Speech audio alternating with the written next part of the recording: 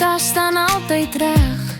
As die Vrystaat bel, reis sy sommer, sy is weg voor jy mooi kan sê wag.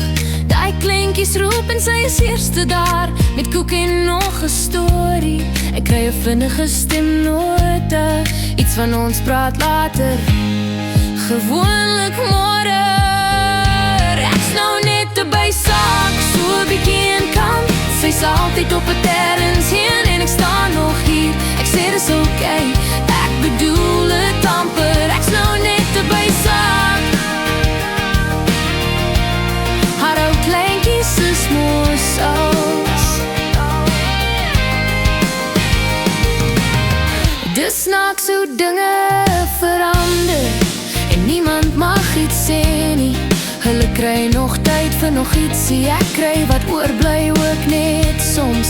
Hulle klim nog op haar skoot en niemand jaag hulle af nie. Ek sê vir myself dis reg so.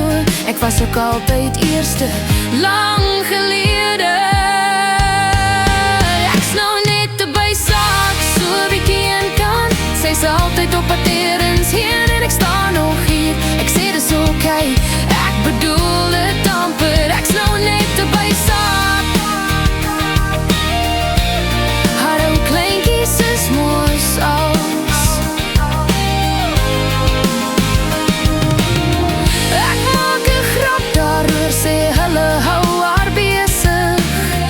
Ek sê dit skertsend, dat niemand vra hoe dit gaan nie. Maar as dit stil raak, raak het weer bietjie swaar. Ek soek ook nog my ma, ek voel ook soms nog 'n kind.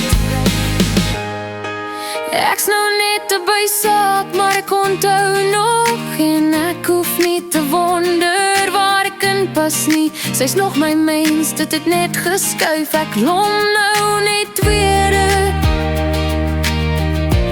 maar sy is nog maar vir my.